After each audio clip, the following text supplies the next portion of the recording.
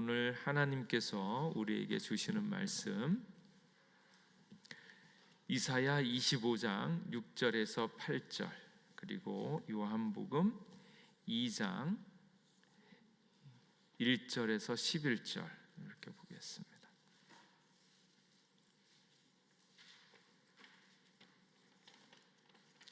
이사야 25장 6절에서 8절입니다.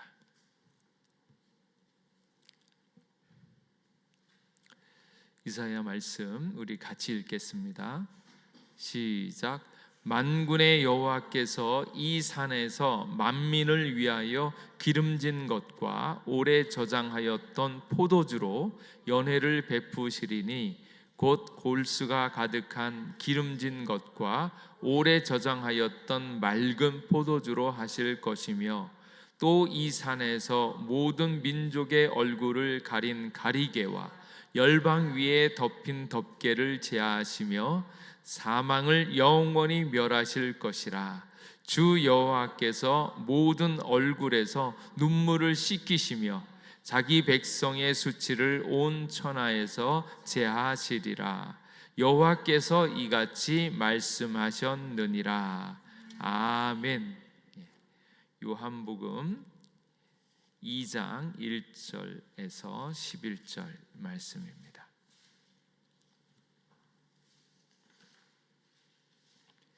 이 말씀은 우리 교독하도록 하겠습니다.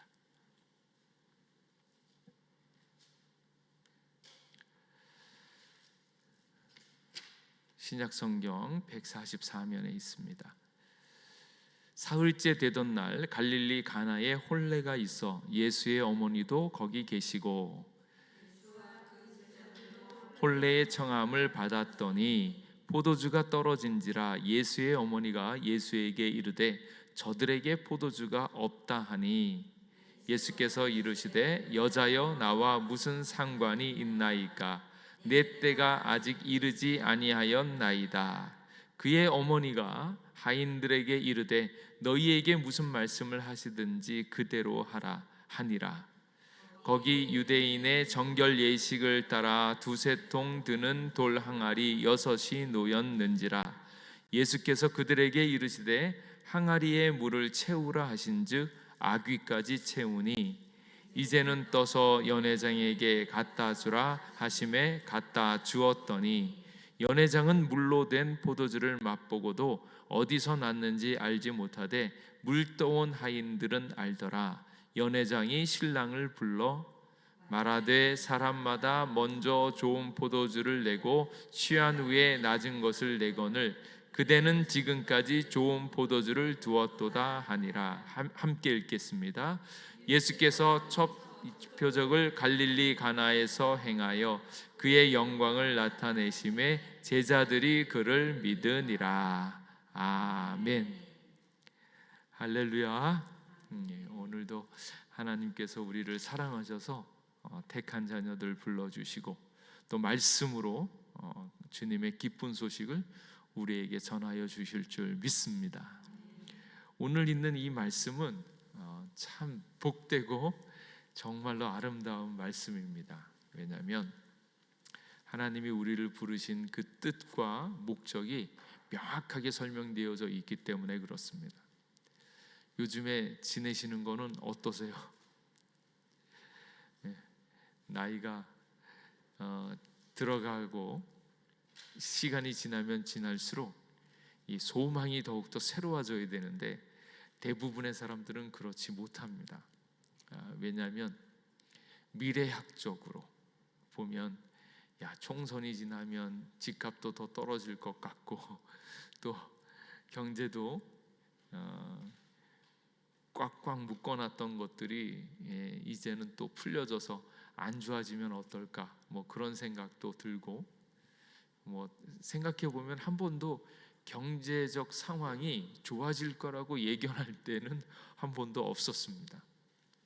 그리고 전쟁과 기근이 있고 홍수도 나고 또 사람들의 관계가 이제 더욱더 사랑하고 섬기고 이런 좋은 관계로 가는 게 아니라 시기, 질투, 싸움 뭐 점점 많아지고, 그리고 영적인 것들로도 살펴보면 거룩하지 않은 것들이 거룩한 곳에, 교회에서 하나님의 말씀이 선포되어지고 더욱더 거룩해져야 되는 그런 일들이 점점 희박해지고 있는 이때, 종말의 때가 점점 가까워오지 않습니까? 그렇게 시대적 흐름은 점점 어두워지는 것 같고, 시대적 흐름이 어두워지는 것과 상관없이 우리의 육신과 마음이 새로우면 되는데, 또 알게 모르게 점점 나이가 들어가면서 힘이 빠지는 거예요. 앞으로 청춘이 다시 올 것 같은 그런 예견이 막 드는 게 아니고, 팔다리가 쑤시고 아프던 이도 점점 이렇게 약해지는 것 같고, 소변을 보면 오줌줄기가 점점 약해지는 것을 느끼면서 이 인생이 참 힘든 일만 남았다. 그래서 딱 이렇게 명확하게 얘기하면 소망이 보이지 않고 재미가 없을 것 같고 의미가 없는 것 같은 그런 인생들이 쭉 계속되어질 것 같은 그런 흐름들이에요. 그래서 늘상 얘기하면 인생은 고다. 그리고 그 마지막에 뭐가 있어요? 죽음이 있잖아요. 그러니까 모든 것이 죽음으로 이렇게 가고 있는 모든 세계의 흐름들요. 그런데 예수님께서 오셔서 우리에게 주신 그 복음의 기쁨은 그것이 아니다라는 거예요. 명확하게 보여주고자 하는 하나님의 역사는 우리를 가장 기쁘고 즐거운 천국으로, 하나님의 나라로 인도하시는 것을 믿으시기 바랍니다. 그 나라가 있으므로 소망이 생기는데, 그 소망을 오늘 명확하게 해주는 겁니다. 예수님이 왜 이 땅에 오셨나? 망해져가고 깨어진 흑암 속에 잠긴 이 세계를 구하시기 위해서 오셨는데, 그 예수님은 그 일들을 구체적으로 어떻게 하시는가? 아울러서 기독교인들이 막 말세가 가까우면 무슨 생각이 듭니까? 그야말로 제3성전이 만들어지고 아마겟돈 전쟁이 있고, 또 뭐가 있어요? 1000년 동안에 있는 대환란의 시기가 있고, 믿음을 가지고 있는 자들이 어떻게 고난을 당하고 있는가.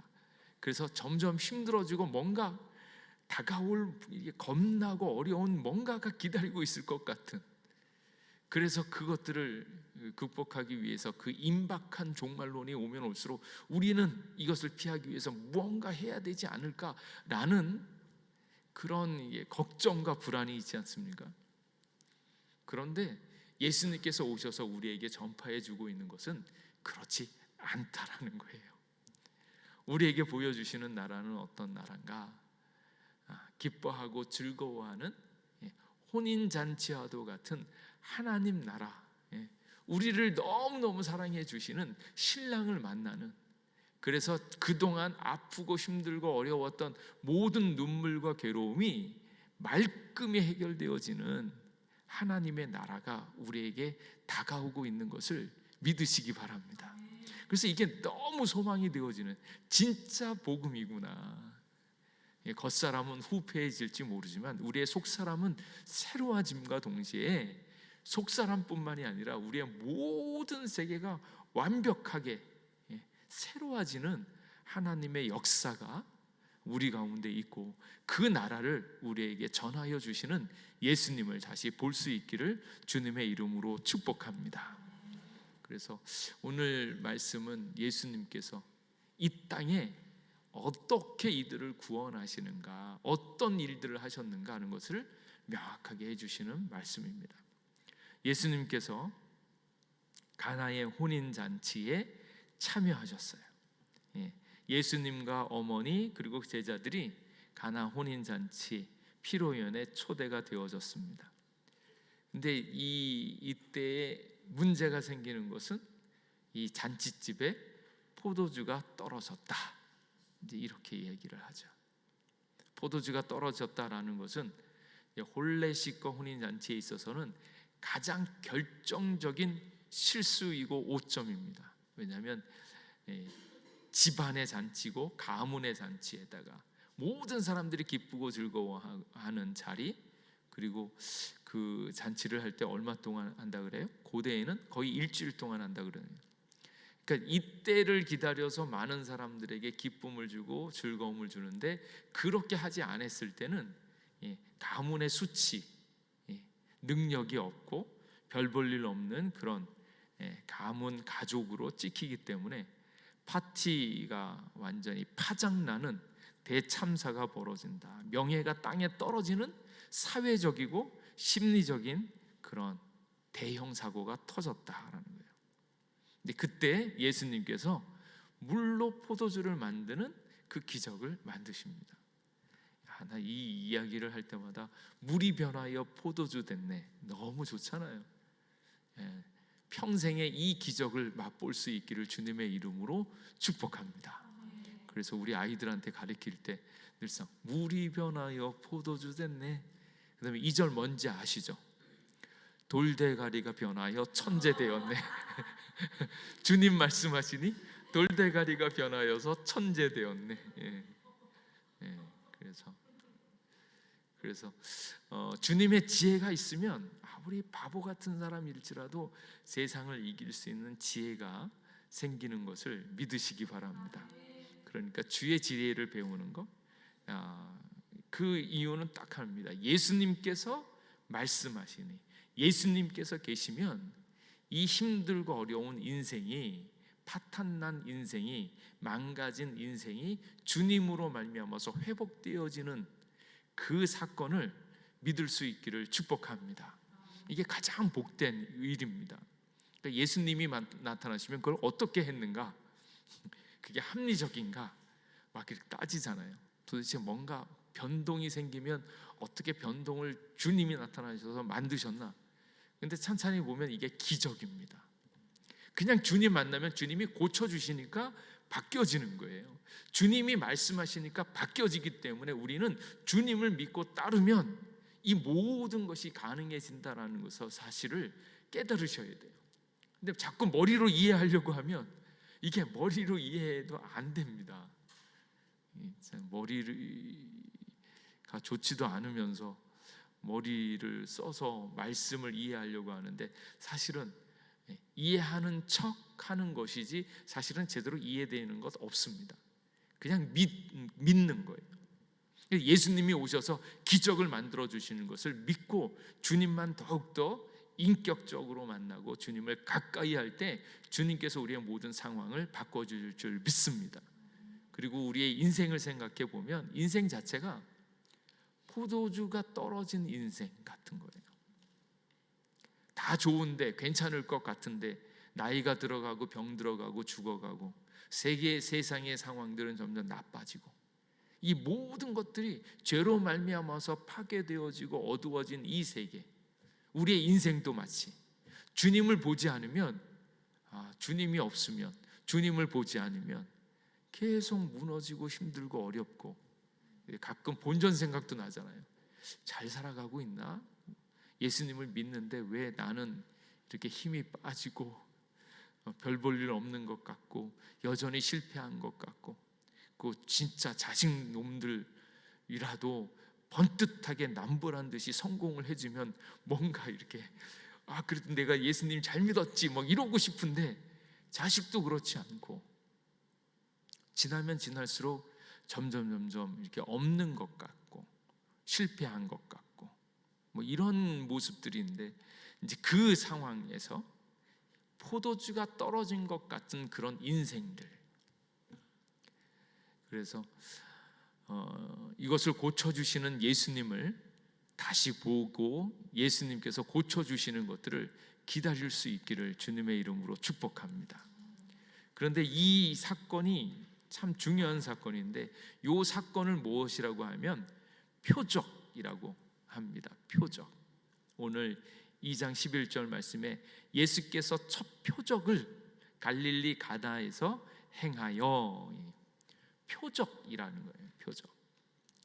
나중에 보면 오병이어도 표적입니다. 그러니까 오병이어도 표적. 그 일이 있으면 그 일이 가르쳐주고 보여주고 있는 분명한 뜻이 있고 핵심이 있다라는 얘기예요. 그 기적이 나타나면 사람들은 자꾸 기적을 바라는데 기적에 초점을 맞추는 게 아니고 물이 변하여서 포도주 되어지는 그 기적을 뛰어넘어서 그 안에 누가 계신가? 예수님이 계시다. 구세주이시면서 구원자 되어주시면서 모든 것들을 바꾸시는 그 예수님을 가르치는 것인데, 예수님을 놓쳐버리면 이 표적을 잘못 이해하는 겁니다. 그래서 오병이어의 기적을 이야기할 때 오병이어의 기적은 무엇을 얘기해요? 기적으로 만들어진 떡이잖아요. 그리고 그 떡은 생명을 얻을 수 있는 생명의 떡을 상징하는데, 그 생명의 떡이 누군가? 예수님이다. 그러니까 예수님을 믿고 예수님을 따르라고, 예수님께 집중하라고 오병이어의 기적을 나타냈는데, 많은 사람들은 계속 뭘 바라는가 하면 먹을 거, 예수님만 따라가면 먹을 거 생긴다. 그래서 오병이어 그 기적 계속 따르는 거죠. 더 나아가서 병 고치는 기적이 나타나잖아요. 병 고치는 이유는 무엇입니까? 평생 예수님 쫓아다니면서 병 고쳐달라고 이야기하는, 예수님 병 고치는 것만 계속 집중하라고 얘기하는 것이 아니라, 병을 고치시는 예수님이 우리의 생명과 우리의 영혼과 이 모든 것을 회복시킬 수 있는 진정한 구세주이신 것을 알라라는 거예요. 그러니까 병을 고치는 것에 집중하지 말고 우리의 영적인 모든 것, 우리의 인생 모든 것들을 완벽하게 바꾸시는 구세주이신 예수님을 보라는 거예요. 그러니까 표적은 분명히 뜻하는 바가 있는데 그 뜻의 핵심은 예수님께 있다라는 것을 보여주는 겁니다. 이게 첫 표적입니다. 갈릴리 가나에서 온 이 첫 표적. 근데 이 표적을 왜 하셨는가? 그리고 왜 예수님께서 오셔서 이 땅 가운데 공생애를 시작하셨을 때 자기 자신을 이렇게 멋지게 나타내면서 이렇게 보여줄 만한 그런 거 있잖아요. 제가 목사로 소명을 받았을 때 두고두고 결심을 했었어요. 뭐라고 했냐면, 내가 설교를 하면 이 본문을 꼭 첫 설교로 해야겠다. 무슨 본문이었을 것 같아요? 누가복음 4장 18절 말씀이에요. 18절 19절. 주의 성령이 내게 임하셨으리 이는 가난한 자에게 복음을 전하게 하시려고 내게 기름을 부으시고 나를 보내사 포로된 자에게 자유를, 눈먼 자에게 다시 보게 함을 전파하며 눌린 자를 자유롭게 하고 주의 은혜의 해를 전파하게 하려 하심이라 하였더라. 그 본문이에요. 가난한 자에게, 포로된 자에게 자유를, 눈먼 자에게 다시 보게 함을. 야, 나를 부르신 뜻이 여기에 있구나. 이렇게, 야, 내가 복음을 전하러 가야지. 그러면서 그 본문, 그래서 내가 설교를 하면 이 본문으로 가장 첫 번째 설교를 해야지. 나의 부르심, 나의 소명, 나의 앞으로 살아갈 길은 이거다. 이러면서 이렇게 보여주고 싶은 그런 마음이 많았거든요. 근데 예수님도 첫 번째 기적을 하시면서 뭔가 이제 그의 생애를 완전하게 딱 보여주면서 이게 복음이야, 이게 진짜 내가 온 이유야, 이렇게 설명할 그 일들을 해야 되는데, 그런 것이 아니라 단순히 지금 혼인잔치에 포도주가 떨어진 이 뭔가 사고가 생겼는데 그 사고를 해결하는 게 예수님의 첫 사역이 되었다니, 이게 뭔가 이러는 거죠. 왜 예수님께서는 단순한 이 실수를 기적으로 해결했겠는가? 오늘날 같았으면 뭐라 그래요? 뭘 그걸 포도주를 만들어 이렇게 이런 정도면 그냥 돈 많은 아저씨가 저기 양조장 쫓아가가지고 포도주 통으로 그냥 사오면 되지, 이걸 뭐 기적을 할 거냐, 이렇게 얘기할 수 있는 일인데 굳이 예수님께서는 이 일들을 기적을 베푸셨단 말이에요. 왜 그러셨는가? 예수님의 오신 목적과 의도를 알리시는 그 본질적인 그 신호로 왜 이 일을 택하셨을까? 그렇게 보면 이 말씀이 너무 귀한 말씀이다라는 것을 잘 알 수 있죠. 그래서 가나의 혼인잔치, 인생을 비유하자면 포도주가 떨어진 인생, 그러나 물이 변하여 포도주 만드시는 예수님의 기적을 보건대 거기에 뛰어넘어서 예수님께서 오신 참 목적과 뜻이 여기에 담겨져 있다라는 거예요. 그 첫 번째가 무엇인가 하면 예수님께서 잔치의 주인 진정한 연회장이셨다. 그래서 이렇게 실수적이고 어쩔 수 없이 일어난 일이 아니라 하나님께는 특별한 의도를 가지고 이 일들을 만드셨다. 그래서 이 말씀을 받을 때 이 말씀 안에서 예수님의 사랑과 은혜와 그 복을 다 받아 누릴 수 있기를 바랍니다. 그 첫 번째가 예수님은 잔치의 주인이시면서 진정한 연회장이셨다. 그래서 인생이 결국은 가장 기쁨과 즐거운 잔치가 되어질 수 있기를 주님의 이름으로 축복합니다. 그래서 오늘 있는 말씀을 잘 받으셔야 되는데 이 말씀을 받으면 받을수록 인생이 잔치구나, 잔치로 끝나는구나, 이 놀라운 변화가 생깁니다. 제가 잔치만 하면 가슴이 뜨끔한 게 그 최영미 시인이 얘기한 그 잔치에 관련된 시 제목이 있어요. 최영미, 30 잔치는 끝났다. 그 시를 볼 때마다 이 사람은 아직도 좋은 게 많은데 왜 30이 잔치가 끝났나? 한 40 정도 돼야지 좀 잔치가 끝났다고 얘기하지 않을까? 근데 지나고 보니까 30 그때서부터 잔치가 끝나는구나 막 느껴지는 거예요. 30이 딱 지나면 점점 나이가 들어가면서 연약해짐과 동시에 늙어가기 시작하는 것 같은 거예요. 생각도 마음도 몸도 다 기울어지는 때가 딱 30인 것 같은 거예요. 안 그러신가요? 지나고 보니까 그렇더라고요.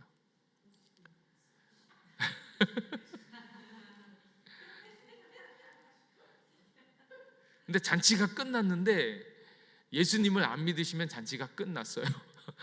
끝나고 안 좋은 일만 생겨요. 근데 그 끝나가고 있는 인생, 잔치가 끝난 인생 가운데 예수님께서 인생 자체를 본래의 의도대로 잔치로 만들어 주실 줄 믿습니다. 왜냐하면 인생 자체를 가장 기쁘고 즐거운 잔치로 만들어 줄 수 있는 분이 예수님 한 분밖에 없습니다. 가만히 생각해 보세요. 하나님께서 사람을 왜 만드셨겠나? 왜 만드셨겠어요? 직살나게 고생하다가 그냥 땅에 죽으라고? 존재하는 것에는 분명히 의미가 있잖아요. 근데 그 의미를 볼 때 존재하는 것을 보고 뭐라 그러셨어요? 보시기에 좋았더라라고 말씀합니다. 그러니까 인생을 만들어 놓고 그 인생이 찬란하게 빛나고 아름답고 그런 것들을 보여줄 수 있는 인생으로 만들었다는 거예요. 근데 문제가 생겼잖아요.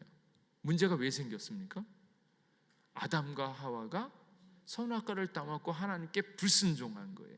불순종하면서 아름답고 좋았던 관계가 깨어지면서 하나님의 뜻대로 말씀대로 되어졌을 때 아름다운 건데 하나님의 뜻에 반한 일들을 되어지니까 죽음이라는 것이 오고 망가지기 시작하고 병들기 시작하고 결국은 인생 가운데 서로 관계도 깨어지면서 모든 것들이 엉클어졌단 말이에요. 그러니까 예수님께서 오신 이유는 그 불쌍한 인생들을 회복하기 위해서. 그래서 인생 자체가 기쁘고 즐거운 것인데 예수님을 모르는 인생들은 계속 늙어가고 관계가 깨어지고 나이가 들어서 나중에 죽을 때쯤 되면 내가 뭐하고 살았나 이렇게 허한 아무것도 안 남았네, 인생을 헛살았네, 이렇게 느낌이 들 만한 그 모든 관계들을 예수님께서 오셔서 그것을 회복시키신다는 거예요. 그래서 예수님께서 잔치의 주인이시다. 인생 자체가 잔치로 만들어주면서 그것을 만들 수 있는 유일하신 분으로 예수님께서 나타나셨다. 이걸 보라는 거예요. 그래서 잔치의 주인이시면서 진정한 연회장이셨다. 그리고 우리가 지금 가고 있는 길이 무엇입니까? 예수님을 따라가는 길. 예수님 따라가 보셨죠? 따라갈 때 기뻐요? 힘들고 어려워요? 아이고 힘들잖아요. 가슴에 손을 얹고 예수님 따라가는 게 너무너무 힘들잖아요. 제자로 따라가는 사람이 뭐라고요? 자기를 부인하고, 일단 자기 부인해야 되고, 자기 십자가를 지고 예수님을 따라가는 거, 이게 너무너무 힘들다고요.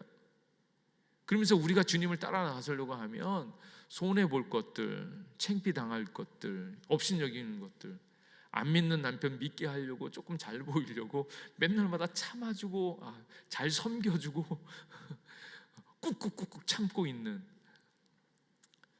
그런 상황. 그래서 예수님을 따라가는 게 너무너무 어렵지 않는가? 예수님께서 왜 그렇게 되어졌는가? 예수님께서 십자가의 길을 가셨고 예수님을 따르는 자들도 십자가의 길을 따라가게끔 되어 있기 때문에 이게 참 어렵습니다. 어려운데 근데 그 끝은 무엇인가 하면 우리들의 이 삶이 끝이 아니라 이것들이 과정이고 수단이고 결국은 그 마지막에는 무엇이 있는가? 찬란하고 아름다운 하나님의 세계가 펼쳐져 있는 천국으로 잔치로 연결되어진다라는 것을 보여주고 있다는 거예요. 그래서 우리에게 필요한 힘은 무엇인가 하면 우리의 인생의 마지막이 천국 혼인잔치로 연결되어지고 있다는 것을 분명히 깨달을 수 있기를 간절히 원합니다. 이겨나갈 수 있는 거예요. 현재의 고난은 장차 우리에 나타날 영광과 좋게 비교할 수 없도다. 우리가 당하고 있는 고난은 그 영광을 알면 아무것도 아닙니다. 그러니까 그 영광을 바라보면서 그 천국의 기쁨을 바라보면서 이 어려운 때를 이겨나갈 수 있기를 간절히 원합니다. 그래서 예수님께서 오셔서 혼인잔치에 오셔서 혼인잔치의 주인이시면서 연회장이신 것을 다시 한번 강력하게 보여주고 있는 거예요. 이게 예수님의 첫 번째 사역, 첫 번째 기적 표적이었다는 거예요. 그래서 예수님은 잔치를 통하여서 여호와의 선하심을 맛보아 알게 하시기를 원하셨다. 그래서 오늘 우리가 읽은 이사야에 있는 말씀이 너무나 복된 거예요. 이사야를 통하여 우리에게 예언으로 하신 그 말씀이 만군의 여호와께서 오래 저장하였던 포도주로 연회를 베푸실 것이다. 그리고 그 8절 25장 8절 말씀에 사망을 영원히 멸하실 것이다. 주 여호와께서 모든 얼굴에서 눈물을 씻기시며 자기 백성의 수치를 온 천하에서 제하시리라. 이렇게 말씀하시고, 그리고 이 말씀이 나중에 그대로 이루어져서 요한계시록 21장 말씀에 보면 모든 눈물을 닦아주시는, 새하늘과 새 땅이 내려왔을 때 하나님께서 그 모든 눈물을 닦아주시며 사망이 없고 애통하는 것이 없고, 그때를 이야기하시면서 그때 하나님의 혼인잔치가 할렐루야 전능하신 주가 다스리네, 그러면서 신랑 되신 예수님과 신부인 주님의 사랑하는 성도들이 함께 모여서 그 혼인잔치에 참여하고 있는 그 마지막 날을 이미 미리 말씀하고 있는 거예요. 그래서 여호와의 선하심을 맛보아 알지어다. 그래서 나는 잔치, 인생에 있어서 잔치의 주인이시면서 결국은 기쁨을 주러 왔다. 이것이 나의 정체를 드러내고 있는 행동이자 첫 번째 기적은 만민들에게 웃음을 주는 것이다. 그 말씀. 그래서 천국 잔치가 우리에게 열려져 있음을, 그리고 혼인 잔치, 신랑 되신 예수님과 신부인 우리가 서로 만나서 그 크고 놀라운 사랑과 은혜를 나누게 될 줄로 믿습니다. 그 이야기를 보여주시는 거예요. 그래서 가나의 혼인잔치가 얼마나 복된 말씀인가, 복된 기적인가 하는 거예요.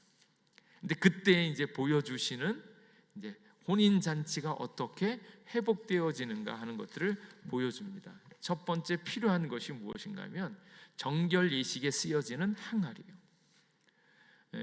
여기에 유대인의 정결 예식을 따라 두세 통 드는 돌 항아리 6이 놓였는지라. 그 돌 항아리가 있습니다. 그러니까 돌 항아리가 상징하는 것은 정결 예식이라 이 말씀입니다.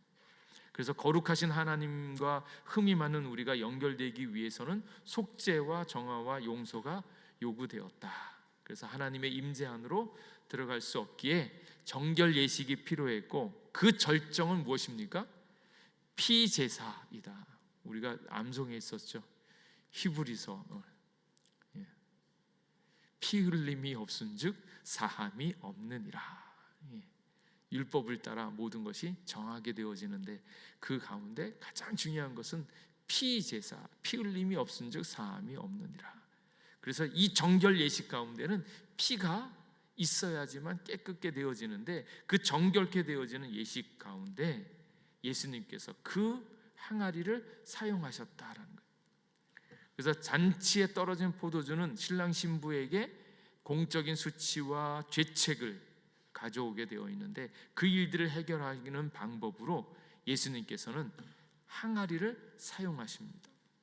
그래서 항아리를 사용하시면서 구약의 의식법과 제사법, 그 모든 것들을 실제 그 율법을 성취하기 위해서 예수님께서 오셨다라는 것을 보여줍니다.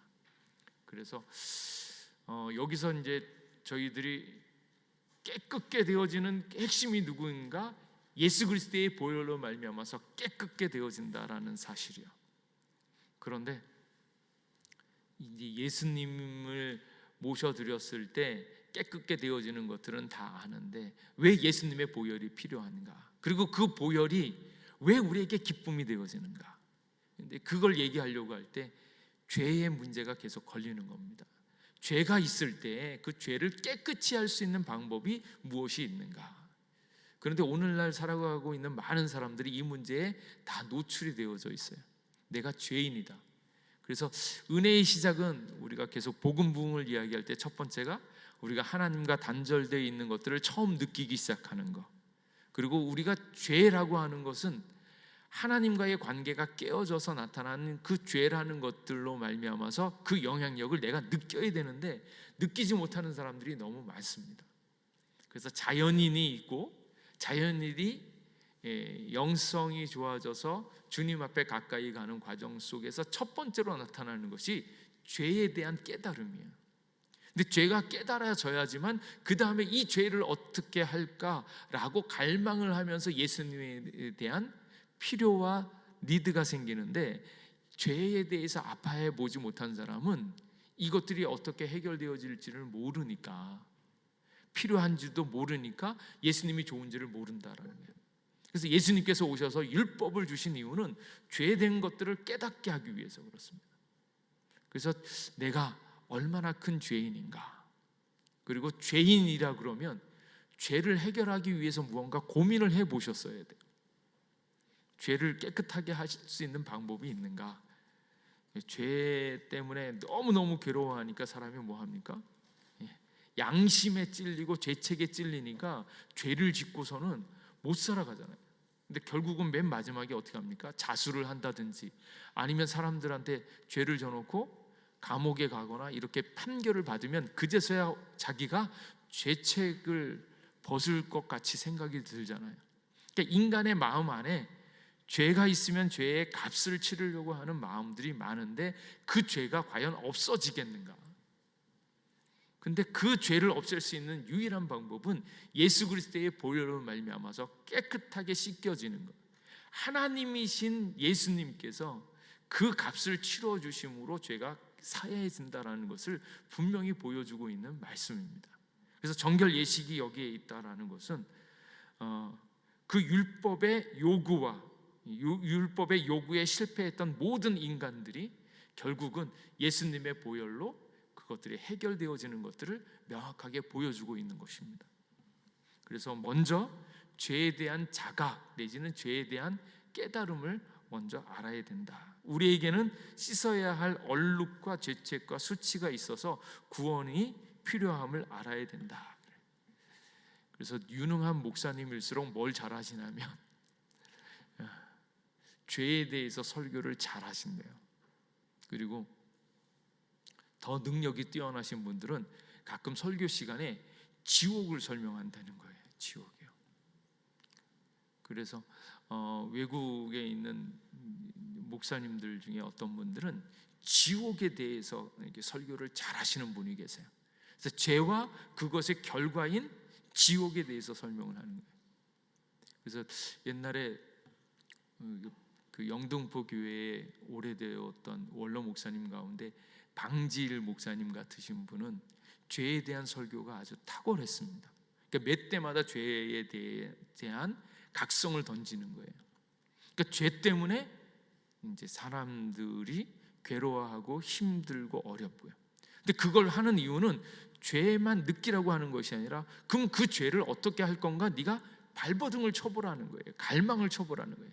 그렇게 갈망하고 발버둥을 치다가 이 세상에 있는 그 어떤 방법으로도 죄를 해결할 수 없다라는 것을 자각하고 난 다음에서야 오직 예수님의 보혈만이 깨끗게 한다고 하니까 그 예수님이 얼마나 좋은지를 아는 거예요. 그러니까 복음에는 먼저 죄에 대한 자각이 있고 그 죄가 안 없어진다니까요.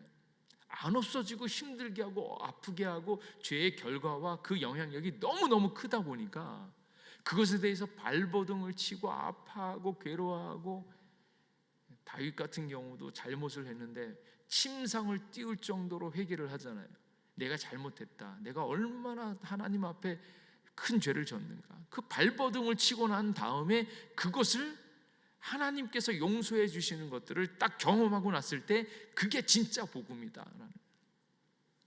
그래서 죄와 지옥에 대한 세계들을 잘 설명을 하면 그로 말미암아서 주님 앞에 돌아올 수 있기 때문에 죄에 대한 설교를 잘 하시는 목사님이 계신 거예요. 근데 제가 설교를 해보니까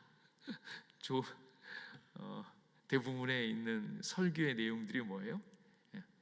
복 받는다, 이게 성공에 대한 비결, 그리고 이렇게 하면 부흥된다, 그래서 성공하게 되어지고 자식의 복을 받고 막 이거 설교하잖아요. 그렇게 안 하면 또 뭐예요? 설교 못한다 그러고 귀에도 안 들어오고요. 그리고 또 가끔 가다가 죄를 얘기하면 뭐라 그래? 목사님이 누구를 치는 설교를 한다 그러잖아요.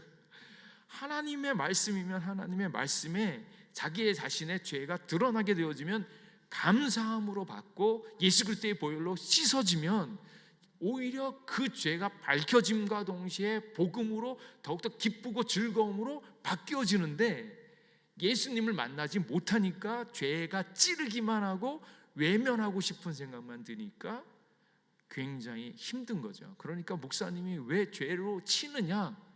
근데 죄로 치고 찌르는 설교일수록 사실은 가만히 생각해 보면 복음된 설교인 거예요. 목사님이 어떻게 알고 나를 때리려고 나를 치려고 하냐? 그렇게라도 치고 때려지는 것 같이 느껴지면 그때는 어떻게 하시라고요?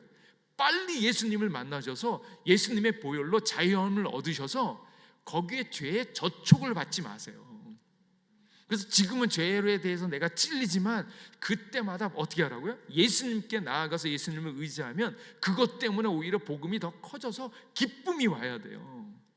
그래서 목사님이 죄에 대한 설교를 하면 결국은 예수님만 믿으라는 얘기네, 예수님 때문에 나에게 기쁨이 더 커졌네. 이 목사님이 말은 저렇게 해도 나는 복음을 얻었네, 그리고 기뻐할 수 있기를 축복합니다. 그게 이제 수준 높은 이제 그거예요.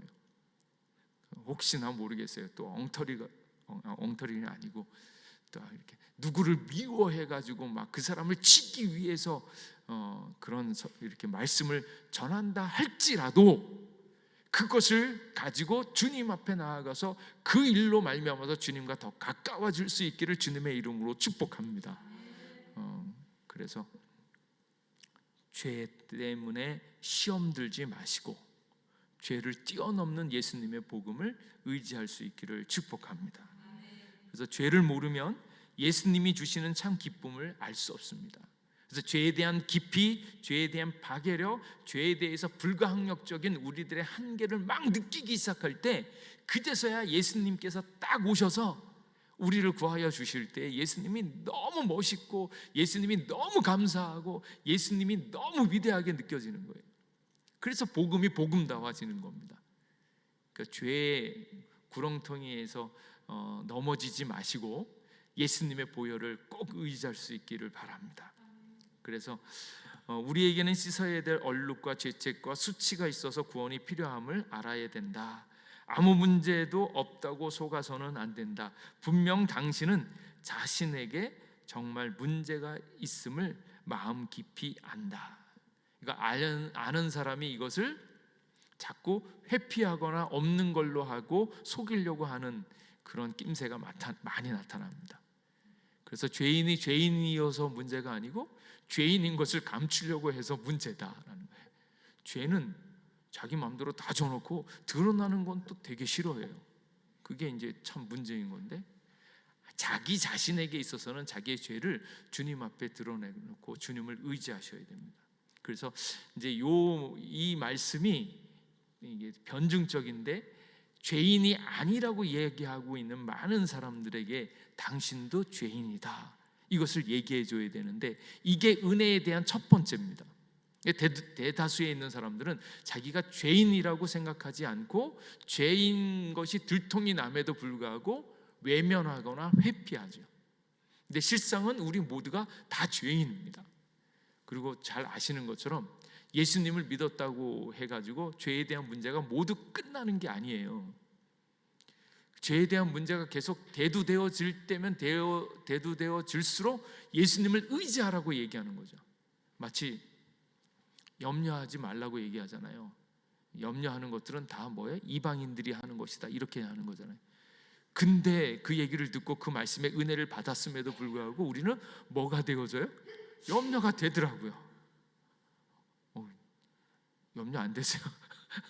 가끔 저는 염려가 되던데, 앞으로 살아갈 것들에 대한 염려도 가끔 될 때가 있고, 건강에 대해서도 염려가 될 때가 있고, 돈에 대해서도 염려가 될 때가 쑥쑥 오잖아요. 근데 염려되어지는 것들이 이렇게 다반사인데 왜 하나님께서는 염려하지 말라, 이건 다 이방인이 하는 것이다, 그렇게 얘기했을까요? 염려라고 하는 것 자체가 영적인 일인데, 염려가 생길 때마다 예수님을 의지하라고 하는 거예요. 염려하지 않는 인생이 생길 수가 없습니다. 모든 사람들은 계속 분명히 예수님을 믿고 견고히 섰음에도 불구하고 또 넘어집니다. 넘어지는 이유는 문제가 있어서 그런 것이 아니라 그 모든 경우의 수에 따라서 예수님을 더욱더 붙잡고 의지하라고요. 인생은 의지할 수가 없습니다. 저나 누구도, 그 어떤 성인도 의지할 수가 없어요. 근데 우리가 믿는 것은 뭐예요? 내가 나를 믿는 것이 아니라, 내가 괜찮아진 나를 믿는 것이 아니라 나를 붙들고 있는 예수님을 믿으니까, 예수님을 믿음으로 말미암아서 염려를 버리라고. 그래서 세상에 있는 모든 일들은 염려거리를 가지고 나에게 계속 달려듭니다. 근데 그때마다 주님을 믿고 염려를 떨쳐버리고 더욱더 주님을 믿고 의지하라고 하는 거예요. 그 죄의 문제 우리는 완전히 해결되어졌잖아요. 그럼에도 불구하고 죄에 대한 욕구와 사단에 대한 그런 일들이 계속적으로 우리를 공격해 옵니다. 근데 그때마다 내가 싸우면 나는 뭐 한다고요? 나는 져요. 질 수밖에 없어요.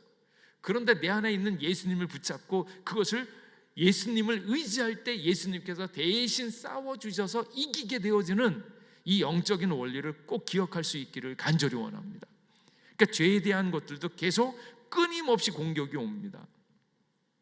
그래서 예수님을 잘 믿음에도 불구하고 마지막에 다 많이 넘어지잖아요.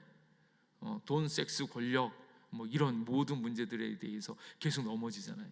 근데 그런 일이 생길 때마다 계속 나는 괜찮다라고 얘기할 게 아니라 예수님을 계속 믿고 의지하고 꽉 붙잡을 때 이게 이길 수 있는 거지, 예수님 놓쳐버리면 언제 넘어질지 모릅니다.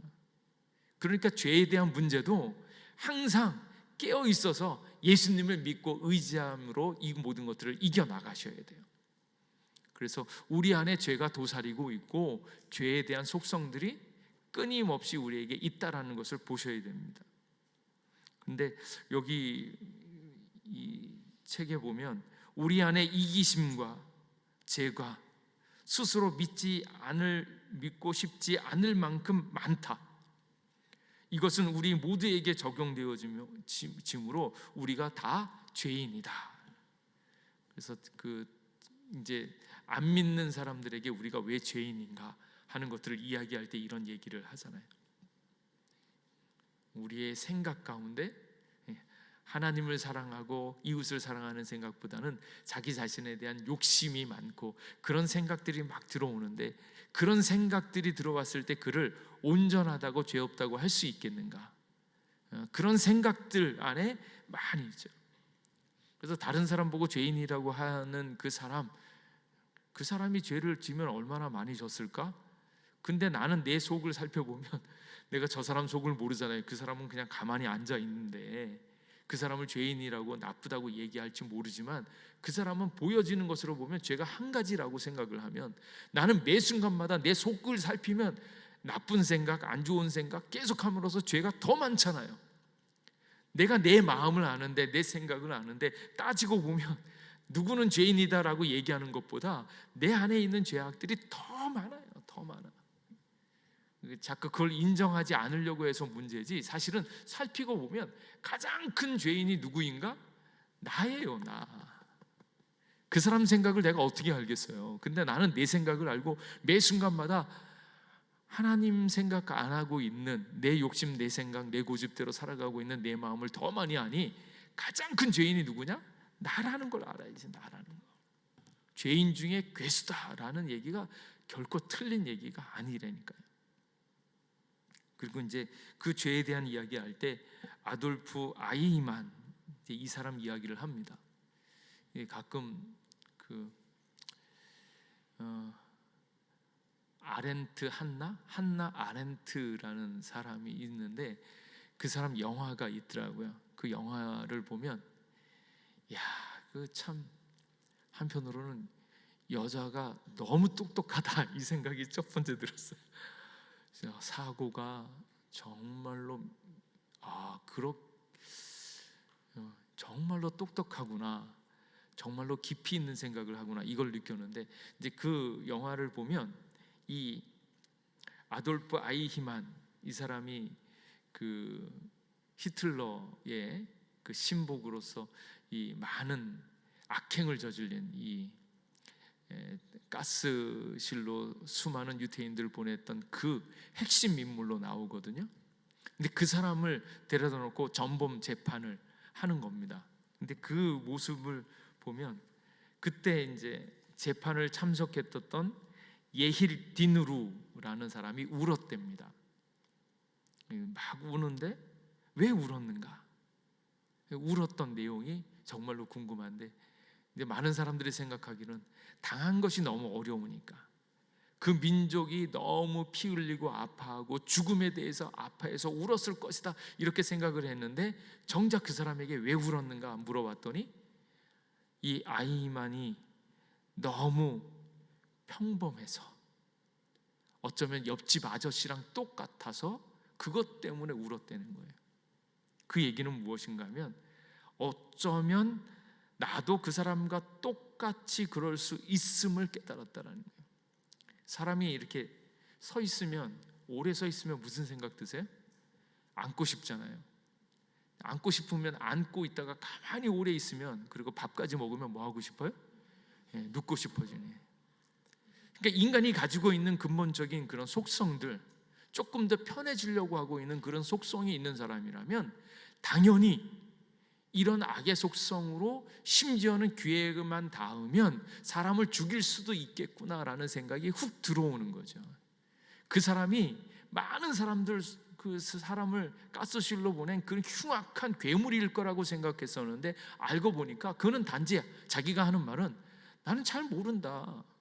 근데 윗사람이 시켰는데 내가 진급도 해야 되고 우리 처자식 먹여 살리려고 돈 벌으려면 어쩔 수 없이 윗사람이 시키는 대로 할 수밖에 없었다. 나는 시키니까 그냥 했을 뿐이다.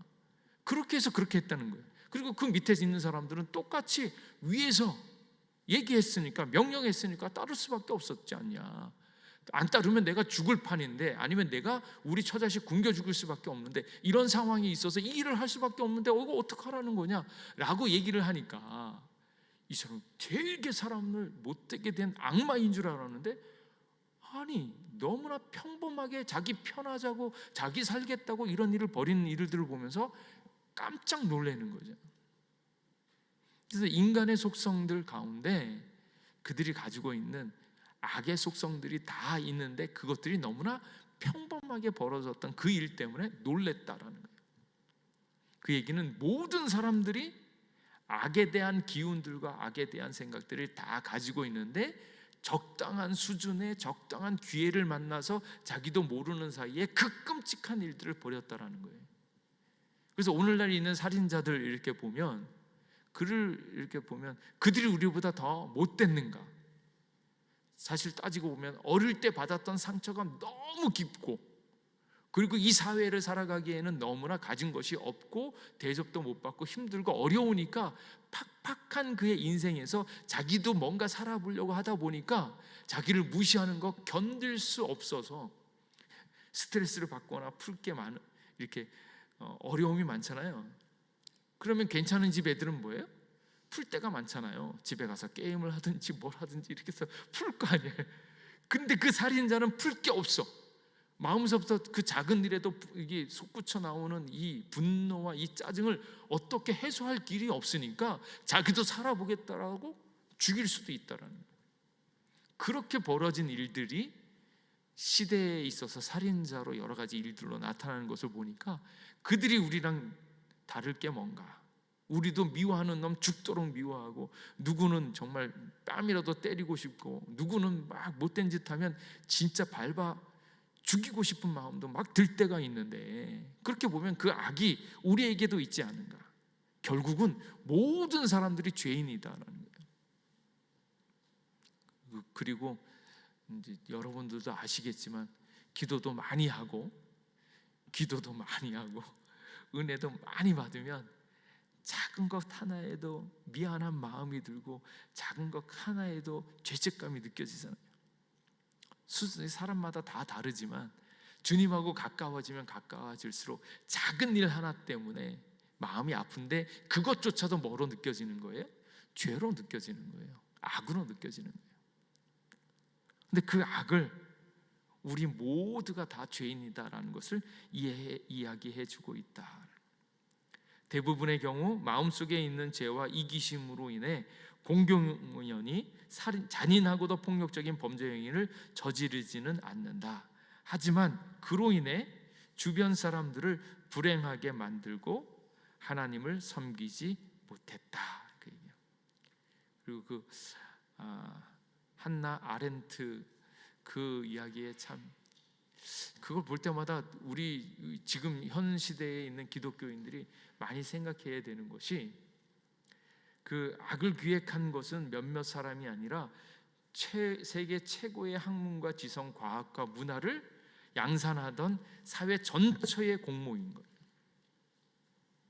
그래서 나치당이 문제가 많다 그래서 우리와 다른 정말 나쁜 놈들이라고 생각을 하면 그것은 악한 이들이 그러한 악을 저지른 논리하고 똑같다. 왜냐하면 독일에 있었던 그 사람들은 게르만족의 위대성을 이야기하잖아요. 그리고 조금은 부끄러운 얘기지만 그 일들을 주도했던 사람들 가운데 기독교인들이 많았어요. 그러니까 히틀러가 이야기했을 때 거기에 동조한 기독교인들, 그들이 생각하고 있는 기독교는 뭔가 하면 그 기독교의 우세성을 알리고 그것을 핍박했던 유대인들에 대한 미움들이 거기에 다 섞여져 있는 거예요. 그러니까 그 악한 놈들을 처리를 하면 뭔가 좋아질 거라고 생각을 하고 있었던, 그래서 뭔가 문제가 되어졌던 그런 인간들이 있을 거라고 산정을 한 건데, 그렇게 특정 집단을 자신과 다른 그런 인간 집단으로 여기면 우리들도 악한 사람들 자체를 특별하고 문제 있는 사람으로 여기는 것, 그 논리는 똑같다라는 거예요. 그들이나 우리나 똑같은 죄인이다라는 것을 깨달아야 된다라는 거예요. 그래서 아이히만은 출세하고 싶었던 평범한 사람이었고, 악의 평범성으로 모든 평범한 사람들 가운데 이제 악이 감춰져 있다, 이제 이 이야기를 합니다. 그런데 예수님께서는 그 문제를 해결하기 위해서 이런 혼인 잔치를 여셨는데, 그때 정결 예식, 오직 깨끗게 하는 보혈을 말씀하기 위해서 정결 예식을 사용했다, 항아리를 사용했다, 그 말씀입니다. 거기에 이제 덧붙여서 한 가지 더 말씀하는 것이, 마리아의 부탁에 여자여 나와 무슨 상관이 있나이까.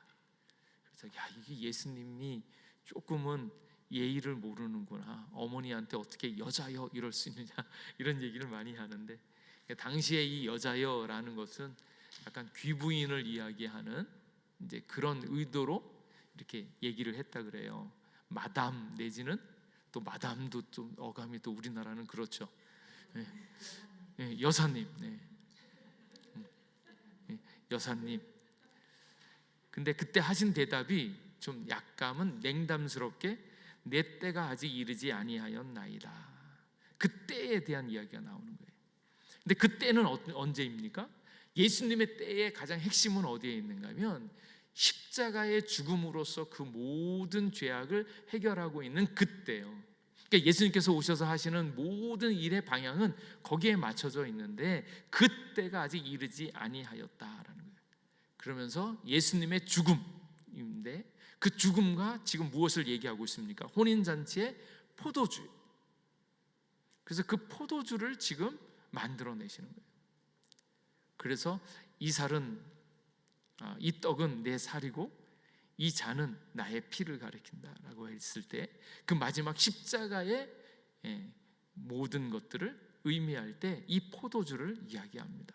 그래서 예수님께서 조금은 냉정하게 내 때가 이르지 아니하였습니다 라고 얘기하는 것은, 결국은 십자가에서 이 모든 것들을 해결하실 것을 예견하신 거예요.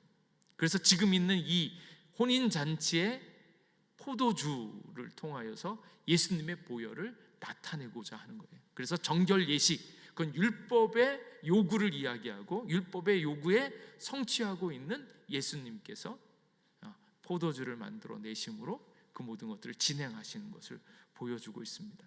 그래서 나는 세상의 축제를 가져올 수 있고 죄책과 수치로부터 인류를 깨끗하게 할 수 있다. 기쁨을 주러 내가 이 세상에 왔나이다. 그러나 어머니, 그러려면 내가 죽어야 하나이다. 우리의 신랑이 되신, 그리고 그 혼인잔치의 가장 중요한 것은 신랑이신 예수님께서 사랑하신 백성을 신부로 삼아서 마침내 그분과 하나 되어지는 혼인식과 종말의 모든 잔치를 종결시키는 그 잔치를 준비하신 것이다. 그런데 그것을 하기 위해서는 예수님께서 내 백성이 내 품에 안기려면 내가 죽어야 하나이다, 그렇게 말씀하셨습니다. 그래서 가장 중요한 말씀, 답이 되신 예수님, 그래서 복음이다. 그래서 제목이, 오늘 있는 말씀 제목을 노답세상 진답 예수님 이렇게 했어요. 세상에는 노답입니다. 답이 없습니다. 답이 되어질 수 없습니다. 그러나 오직 예수님께서만 답이 되신 것을 믿으시기 바랍니다. 그리고 그 방식이 무엇인가? 그래서 예수님께서 우리에게 기쁨을 주기 위해서 가신 길들이 십자가의 길이고 자기의 모든 것들을 잃어버리는 것, 그래서 아버지와 함께 사시던 하늘을 떠나신 것, 일생을 오해받으며 외롭게 하신다, 십자가에서 우리를 대신해 죽으신다라는 거예요. 그래서 예수님께서 오신 이 길, 십자가의 길은 우리를 위해서 잔치를 만들어 주시는 길이었다라는 것을 기억해야 합니다. 그리고 이제 저희들이 가끔 놓치는 것 중에 이제 하나가 그겁니다. 예수님은 좋은 모델이 되려고 오신 게 아니다. 그래서 많은 분들이 이제 예수님처럼 살아야 된다, 예수님처럼 되어져야 된다, 이제 이렇게 이야기를 하는데, 그것이 틀린 얘기는 아니지만 복음에 속한 얘기는 아닙니다. 우리가 예수님을 따라 사는 것 중요한데, 그거는 예수님을 사랑하기 때문에 예수님을 본받아서 살고자 하는 그런 감격에서 나오는 것이지, 그게 복음의 필요성은 아니다. 그래서 예수님은 좋은 모델이 되려고 오신 게 아니다. 어떤 사람들은 예수님을 좋아하고 예수님을 본받고 그저 그분의 가르침을 따르면 좋은 세상이 될 거라고 생각한다. 그러나 진지하게 예수님을 삶의 모델로 삼아 그 성품과 실천에 주목한다면 절망할 수밖에 없다. 왜냐하면 그분은 너무 선하시고 감히 비교할 수 없을 정도로 우월하시기 때문이다. 그래서 너가 예수님처럼 해야지만 구원을 받는다, 그게 아니고, 예수님처럼 예수님을 따라 살아야지만 된다, 그게 아니고, 예수님이 우리의 답이 되어 주셔서 예수님을 믿음으로 말미암아서 우리가 구원받는 것, 전적인 은혜로 구원받는 것임을 꼭 기억할 수 있기를 바랍니다. 그래서 은혜로 받은 그 복음에 응답하여서 그 주님을 따라가는 거예요. 그래서 어떻게 보면 따라가면 따라갈수록 실패하는 것이 정상입니다. 근데 실패하면 어떻게 해야 돼요? 다시 주님을 붙잡으셔야 돼요. 그래서 완벽하다, 괜찮다, 성인이면 더 곤란할 때가 있어요. 믿음이 좋은 사람이 막 위대한 목사가 자기가 얼마나 잘 믿는 목사인가 하는 것들을 자랑하려다가 넘어지기가 쉽습니다. 그래서 연약하다, 부족하다, 나는 주님을 계속 붙잡는다. 그래서 영성은 위대한 삶을 보여주는 것이 아니라 예수님을 믿고 따르고 붙잡는 것을 보여주는 것이 진짜 영성입니다. 그래서 예수님이 필요한 사람, 예수님을 붙잡는 사람, 예수님만 의지하는 사람 될 수 있기를 간절히 원합니다. 그래서 3번 보시면 신부와 함께 기쁜 혼인잔치로, 예수님께서 당신을 향한 사랑이 넘치시기에 즐거이 오셔서 당신을 위해 죽으셨다. 대속과 생명을 주러 오셨고 그 방법은 자신의 희생이었다. 그래서 그 희생을 알면 찾아오는 두 가지 변화, 하나님이 우리를 어떻게 보시는지 그의 시각을 우리에게 알려주신다. 예수님이 여러분을 뭐로 보십니까? 예수님께서 여러분을 신부로 보신다. 너무너무 사랑해서 자기 자신을 아낌없이 내어주는 그런 신랑으로, 우리를 신부로 보시고 신랑으로 오신다. 그래서 예수님이 여러분을 가장 귀하게 보고 너무너무 사랑하는 것을 꼭 깨달을 수 있기를 바랍니다.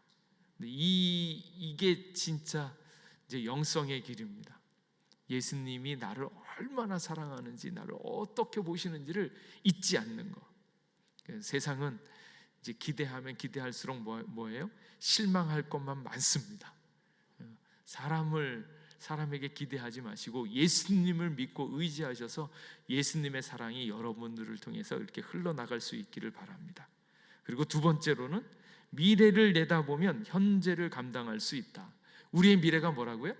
임박한 종말론이라고 해서 겁내지 마시고, 마치 우리가 전도를 많이 해야지 주님 나라 올 거라고 생각하지 마시고, 신랑 대신 예수님께서 우리를 위해서 다가오셨을 때 우리를 위해서 혼인잔치를 열어주세요. 하도 이제 이 아마겟돈 전쟁이나 막 요한계시록으로 가면 너무 겁나고 막 그런데, 예수님께서 오셔서 우리로 하여금 자유케 하시고 기쁘게 하시고 혼인잔치로 인도한다라는 이 기쁨의 소식을 가슴에 꼭 두시고 죽을 때도 기쁨으로 죽을 수 있기를 주님의 이름으로 축복합니다. 이게 능력이에요. 이게 능력. 이게 조금만 까딱 잘못하면 자꾸 겁나고 두렵고 미래에 대한 생각을 하면 이렇게 염려도 생기고 두려움 생기고, 뭐 성경에 있는 얘기를 보면 뭐 환난이 오고 어려움이 오고, 생각하지 마세요. 주님이 나와 함께 하시면 환난도 넉넉히 이겨나갈 줄로 믿습니다. 그리고 자꾸 사단이 환난 얘기를 많이 하는 이유는 뭔가 하면 우리에게 두려움을 주고자 하는 거예요. 환난 얘기를 들으면서 와 기쁘다 이럴 사람 없어요. 그냥 주님 만나면 심판 자리가 변하여서 기쁨의 자리가 되어지는 것들을 바라보면서 그냥 그렇게 가야지, 환난과 두려움을 이렇게 조금이라도 이렇게 보게 되어지면 너무 어렵습니다. 그래서 두려움이 오는 것 그걸 내어버리고 우리를 위하여 죽으시고 함께 하신 예수님을 바라보면서 그 어떤 고난도 두려움도 고난스럽지 않게 두려움 없이 넉넉히 이겨나갈 줄로 믿습니다. 그러한 은혜를 누리시기를 주님의 이름으로 축복합니다. 기도하겠습니다. 하나님, 우리에게 신부로 삼아주시고 또 가장 큰 기쁨인 천국의 혼인잔치를 허락하여 주셔서 감사합니다. 이 땅을 살아갈 때 너무나 힘들고 어렵습니다. 눈물 날 때가 많고 외로울 때도 많고 육신이 약해져 가고 세상의 정세는 너무너무 힘이 들고 어렵지만 그것에 빠져서 두려움을 느끼는 것이 아니라 우리를 위하여 마련해 놓으신 천국의 기쁨, 혼인잔치, 신랑 되신 예수님을 만난 신부로서 살아갈 수 있는 저희들 되게 하여 주시옵소서. 오늘 우리와 함께 해주신 신랑 되신 예수님께 감사드리옵고 예수님 이름으로 기도하옵나이다. 아멘.